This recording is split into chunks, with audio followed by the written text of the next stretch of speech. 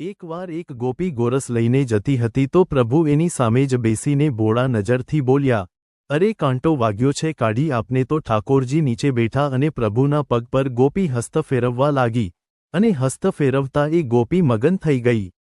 ત્યારે પ્રભુએ કુંભદાસને ઈશારો કર્યો, હવે આવ અને ગોપીની માખણની જે માટલી પડી એમાંથી પ્રભુને આરોગાવે.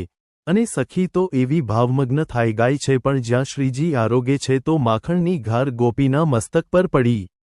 ત્યાં એ ચોંકી અને એ તો બોલી, કન્હૈયા, તું તો મારું માખણ ખાઈ રહ્યો છે. તે કપટ કર્યું મારી જોડે. તે તો કીધું કાંટો વાગ્યો પણ એ દેખાતો નથી. તે કપટ કર્યું મારું માખણ ખાવા.